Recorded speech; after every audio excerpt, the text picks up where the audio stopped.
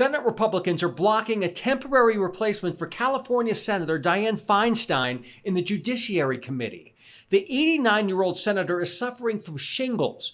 Feinstein was hospitalized in March and has missed 60 votes in the Senate this year. The Senate is controlled by Democrats with a slim 51-49 margin. Without Feinstein, Democrats don't have the votes to get their judicial nominations through. I understand politics, but this is pathetic.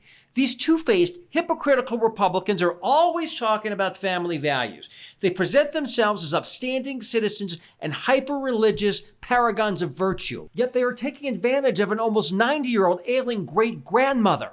Feinstein might be ill, but this move by Republicans is outright sick. Tennessee Republican Senator Marsha Blackburn tweeted that she would, quote, not go along with Chuck Schumer's plan to replace Senator Feinstein on the Judiciary Committee and pack the court with so-called activist judges. Activist judges simply means that she doesn't like them.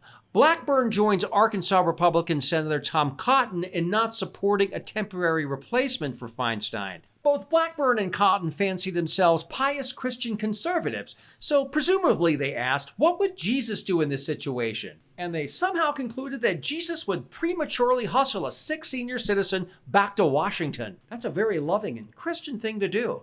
Instead of the King James Bible, maybe they own a King Henry VIII version. At Feinstein's ripe old age, schlepping back to Washington to cast votes could even prove fatal. But these virtuous Republicans don't seem to care. These Republican senators spend countless hours wasting taxpayer dollars targeting drag queens, transgender youth, prohibiting abortion, and banning books. That's a cheap and immature, childlike version of morality. Real integrity is treating an elderly colleague with the dignity and respect they would reserve for themselves. No one should be surprised, however, by the way these Republicans are behaving. We all remember when Nancy Pelosi's husband was hit in the head with a hammer by a right-wing stalker. Many leading conservatives in Washington made jokes about it. Is there any depth they will not sink to?